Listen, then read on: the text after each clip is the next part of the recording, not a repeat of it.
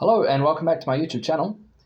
This is part of a new series that I am making called The Quiet Revolution, How Islam Has Transformed My Daily Habits and Routines. And basically, this video is about structure, embracing structure, and the 5 pillars and daily rhythm. So basically, I'm going to talk a bit about how the 5 pillars have changed the way that I basically go about my life and how things are different when we uphold the religion, right? So yeah, basically the main pillar for me is the prayer. This is something that I do very religiously, and I guess on top of the spiritual benefit, because I mean we all know the benefits for making prayer, we get a reward from God, right? But I guess in a more worldly sense, there has been benefit as well. Now, I know, especially in the summer months, it is hard to have the stamina to stay awake for the whole day. We have to get up early. In my country, it's about five in the morning, and we have to go to bed at about 11, right? And this does make it quite hard to see through the whole day. But what I do find when I am in a good routine and I'm keeping up with the morning prayer, the evening prayer, and everything else as well, right? This has an enormous effect on my productivity. Basically, when you have this quiet time in the morning, I mean, as Muslims, the first thing we should do is make salah, right? But then after that, what do we do? I mean, I guess the world's our oyster, right? But it can be hard as well. But I guess for me, I guess just having quiet time in the morning, time to analyze, time to reflect, time to think as well, because life can be quite hectic. But when we get up first thing in the morning to pray at dawn, this is probably it's like a secret to success, really. It gives us an edge on those that don't get up at this time, and it helps us to really set ourselves up for success in present affairs, as well as in every other way. So yeah, I guess when I started to make morning prayer, this changed everything. I mean, I basically I used to have like a little ritual. I would make a cup of coffee, make some oats, and listen to the talkback radio. I still drink coffee in the morning. I'm not too big on the oats, but they are still the best thing for you. And the radio for me has sort of taken a back, like it's become less important for me. I guess this is something that I've noticed from a lot of news media. It's very negative, and I think a big part of that is the conflict that's happening overseas. No one's talking about it, and whenever someone does say anything, it's always negative. So I like to stay away from the media. This is probably one of the big reasons. Until we can have some sort of resolution there, I don't believe that anyone's going to speak the truth on mainstream media. But apart from that, just having the quiet time to reflect. Maybe when I'm in a good routine, I like to stay at the masjid and read some Quran, maybe a few short surah, or maybe make my way through the Quran as an effort, and sometimes read some hadiths, read a bit of tafsir. It's a really, really special time, and I do believe that if all Muslims took advantage of this time to go further in their deen, this would really be monumental. Really, it would change everything, the way that we live.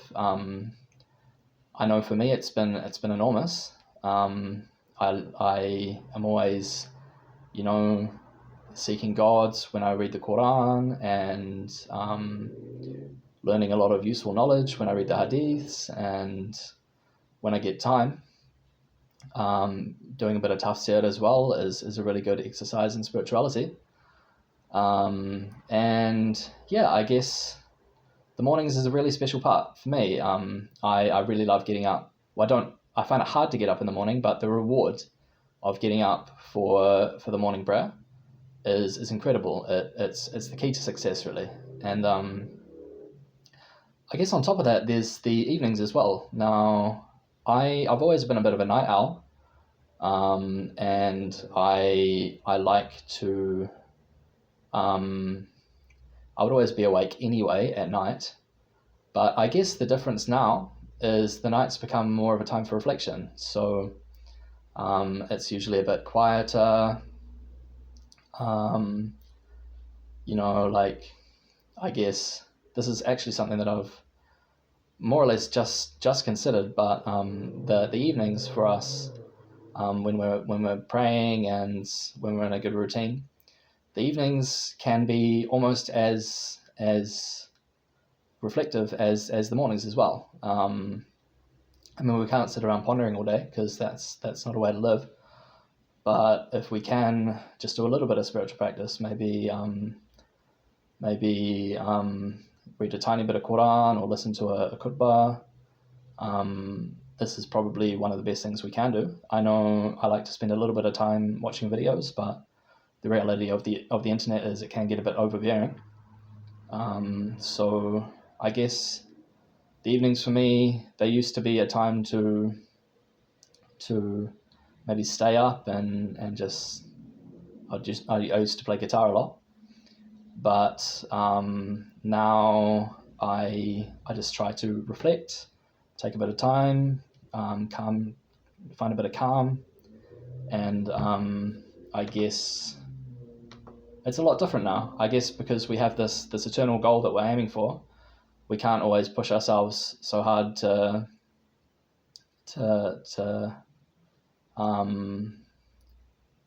I guess stay up late and be silly. We have to realize that we've got a lot of duty to keep to. So I guess that's another difference for me now. I'm a lot more forbearing with the difference with the mornings and the evenings as Muslim. Now, I guess prayer for me is it's amazing. When I'm in a routine of making salah, I mean it's incredible. You have the opportunity to find incredible peace. It separates you from everyone else when you are regular in prayer. It's kind of like you get to commune with God, right?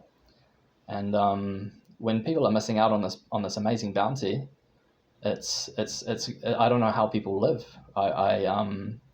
They must really, really struggle. So I guess for me, having the routine of prayer throughout the day, it's an amazing fulfilling routine, and I get a lot from it. So I guess before praying, I would have just maybe mucked around, played music, probably would have been a bit of a badger, knowingly, but still it can wear a bit thin on some people. I guess when you reach adulthood, you kind of come to the realization that everyone kind of has their share, right? So everyone's always busy doing their thing. You can't go around basically taking up other people's time. So I guess for me, I'm a lot more focused on myself. Now that I am in a routine of prayer, I have my own way of life, I guess, and I'm a lot more focused, and I'm a lot more focused on myself as well. So that's another thing about having prayer spaced throughout the day. It's amazing, and it's my way through the struggle that is life. And I guess the last thing, changing from a reactive way of living to a forwards thinking way of spirituality. So I guess like this is just a blanket statement here, but Islam is all about preparation, right? So when we're always preparing, we're preparing for the day of judgment, right? So I guess when things happen to us, we should always be sort of aware that a lot of the bad that happens is a result of our transgressions, and the good that happens is the favor of God, right? So I like to know that with the accountability that we all know about as Muslims, if anything ever happens that's bad, we can reflect on our mistakes, and if anything happens that's good, we can be really, really happy about it as well. So I guess that's a bit of a different perspective of living. I guess before practicing Islam, you can be a bit self-centered, thinking that everything in life is about us, whereas there's a bigger picture going on. I mean, there's heaven and hell, right? And when we worry about these things, I think that everything seems a lot less serious, and that gives me at least a big sense of perspective. Now, I guess the prayer in itself, it gives us a big it's a big spiritual exercise, but even I shouldn't go into too much detail here because it doesn't really matter what it is that I do outside of the religion. But I guess just knowing that we've got a duty to do. We're always sort of on a track where we are trying to do the right thing. And that really, really keeps everything in perspective, because if we ever do one bad thing against someone else, we're kind of opening ourselves up to judgment, and we never want that, right? So I guess that's how the structure, the pillars of Islam, mainly the prayer, but I guess on top of that, giving regular charity is, I just like doing it. It makes me feel better about myself, and I know that it is something that's rewarded. So I wouldn't say I'm in a big routine of it, but I actually watched a video from Mufti Menk a little while ago, and he actually brought this thing up that I try to live by as much as I can. Basically, whenever he enters a masjid, he likes to just give like $1 or a couple dollars, and the essence of that is that there's so many expenses going on in the masjid, so it's essentially contributing and I guess giving shukr as well. So I guess it also purifies your wealth, and it's good for your spiritual state. So when you're giving charity more often, I think that's a good thing. I know that when we're generous, this is kind of opening up the doors to Allah's mercy. But when we're miserly, this kind of it closes the doors, right? So that's that, and I guess it's a little bit of a shift. I probably wouldn't have been so generous in the past to give away my cash all the time, but now I know that it's a good thing, and I'm a lot more happy to. And the last pillar, it's not really part of daily life, but I might as well talk about it, is Ramadan. So for the last 6 months, I've been actively looking forward to Ramadan, because as soon as half the year is gone, that means that there's only 6 more months to Ramadan. So it's closer in effect than being further away. And this really changes my perspective. I really do believe that Ramadan is the most abundant blessing. And when we look forward to it as a spiritual blessing and a chance for forgiveness and a chance for repentance and a chance for spiritual enlightenment, this really changes the way that we see life, I guess.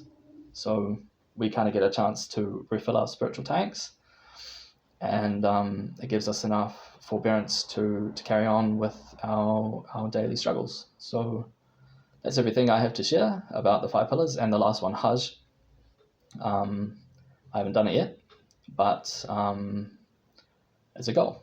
So yeah, if anyone's gained anything from watching this video, that give us a like and maybe drop a comment if you want. And if you're enjoying hearing about my journey, and I guess how Islam has quietly drastically changed the way that I live my daily life, I hope that this is a source of inspiration, and that you can enjoy listening. So thank you very much, and have a good day. Cheers.